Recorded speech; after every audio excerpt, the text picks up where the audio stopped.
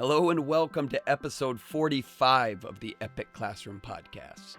45? That's a lot of episodes.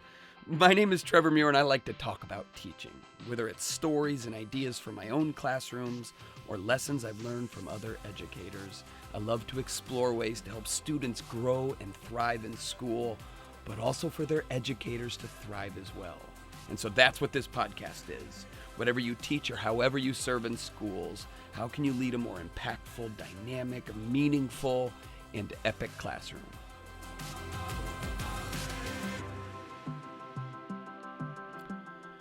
All right, well, thanks for tuning back into the podcast. Usually I record these episodes at the library podcast recording studio in the little town that I live in here in Grand Rapids, Michigan. But I couldn't get any slots to get in there, and there is just a podcast that I wanted to do, and I just couldn't get into there. And so I am now down in my basement. Here at my house, I have a little studio that I built to do videos. I don't know if you've ever seen any of the videos that I make, but that's kind of like my bread and butter. That's the thing I just love. I've always just enjoyed doing is making videos and it all about teacher or education or student content. And so I've made videos for a long time, and then last spring I built this little film studio, and I put all these soundproofing panels on the wall, and I bought a couple studio lights, and it kind of looks legit. I don't know, it's a little janky, but it's also legit. And I've made this space to where I can just go make videos, but the audio quality isn't exactly what I want compared to the podcast studio. But you know what? Sometimes you just got to record your episodes. And so now I'm down here, and I took one of the sound panels off the wall, and I put it in right behind my microphone. And so here we are. We're giving it a shot. And I can't wait to, as soon as I'm done recording, and I guess most people would probably do this beforehand, but I guess I'm just not most people. I can't wait till we're done recording this, and I'm going to listen back and see how the audio sounds. Because as much as I love going to the library, I also like walking down the stairs and doing this in my house. So here we are. Welcome to my basement, friends, and welcome to the podcast. It's so good to just get to chat with teachers. That's what it feels like. It feels like we're kind of having I'm getting to just chat with somebody. And because so much of what I talk about on here is experiences from my own classrooms, but then it's also sharing wisdom and ideas and practices that I've learned from other teachers that I've gotten to connect with over the years. You know, I was just over in Las Vegas, Nevada last week. So on Saturday, I got to be at the Clark County School District, which I didn't know until I was there is the 5th largest school district in the entire United States. They have 300,000 students go to this one school district. And so they're just massive. And I got to go and speak and give a keynote to this big new teacher event they were holding. They hire like 1,500 plus new teachers every year. And so this is just a really big district, and bringing in teachers from all over the place to come and instruct and mentor and guide and teach students. So it was really, really cool. But my favorite part is we did a sound check. So the sound check was 2 hours before the event. And quite often when I speak somewhere, it's 20 minutes before the event. And we work out the little kinks.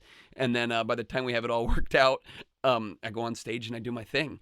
But this time it was 2 hours beforehand. And so I showed up, we did the sound check, and then I got to spend an hour and a half just hanging out with the teachers in the area. And by the way, in Las Vegas, Nevada last Saturday, it was 70 degrees and sunny. I'm going to repeat that. It was 70 degrees and sunny. And this is from a guy who's coming from Michigan, where right now I think it's about 31 degrees and cloudy.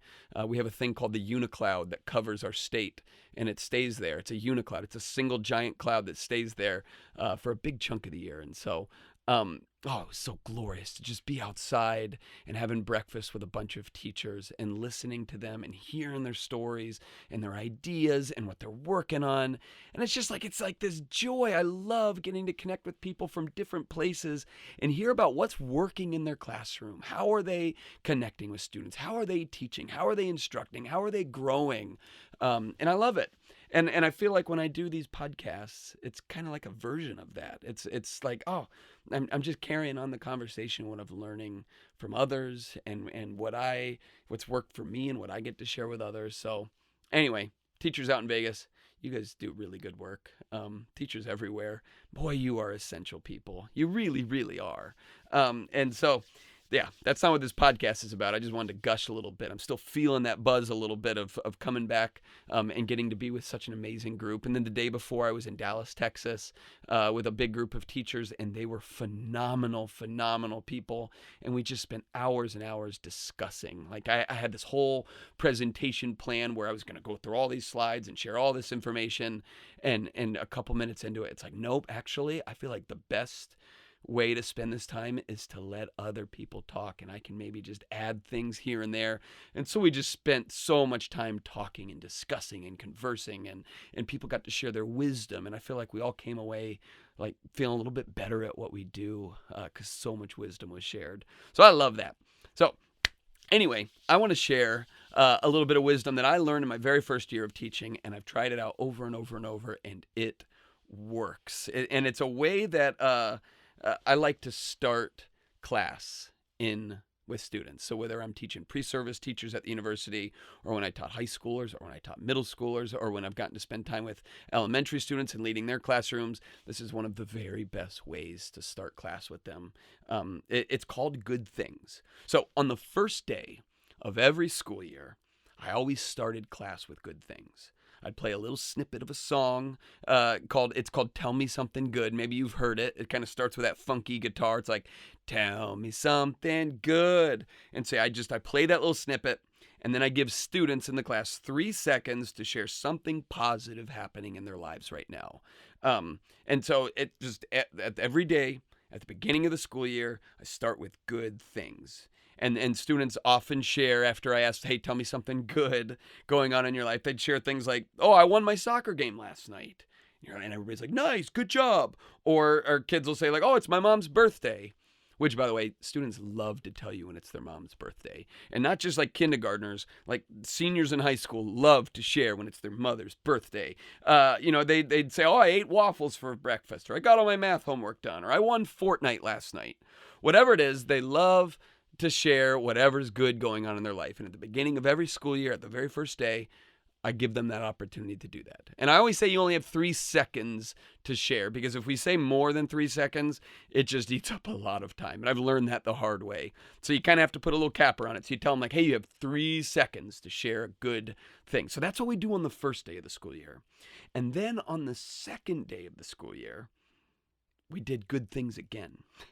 And then when we had exams later on in the year, so like these big, high-pressure, time-consuming exams, we started class with good things. And then on the day before holiday break, we started class this way. And when we'd have a school assembly and shortened class periods, or like you only get kids for 20, 30 minutes that day, and so you have to try to cram in as much content as you can in that limited amount of time, we started class with good things. No matter what was on the agenda or how much we had to cover, every day began with students getting the opportunity to identify and share something positive happening in their lives. This is a routine. Students knew that this is how class started in Mr. Muir's class. And whether the work was hard or not that day, whether it was an exciting lesson or a boring lesson, whether they were having a good day or a bad one, whether I was having a good day or a bad one, there would always be 3 minutes dedicated at the beginning of class to positivity, dedicated to them getting to share something good going on in their lives. Now, from the outside looking in, starting class with good things might seem a little frivolous, or, maybe it looks like it's just something that we do for fun. Some might say like, oh, how can you dedicate this amount of time to something that's not connected to learning targets or class content, right? In a 55-minute class, how can you dedicate 3 of them to talking about Fortnite or soccer games, right? Like, shouldn't you be using every single moment on the curriculum, getting students to learn what they need to learn, the stuff that they're assessed on, the stuff that they're going to need to be successful in life? How is dedicating time to talking about good things in their lives, how could that possibly be worthy, especially when you have kids for 55 minutes a day? Like, you get one class for 55 minutes, or elementary teachers 36 hours a day, but still you get them for this temporary amount of time. Is it really worthwhile to do this? Well, I get it. Like, I totally understand this notion. But I also think that it is worth it. It's because this routine of good things is about reinforcing positive affirmations at the start of every class.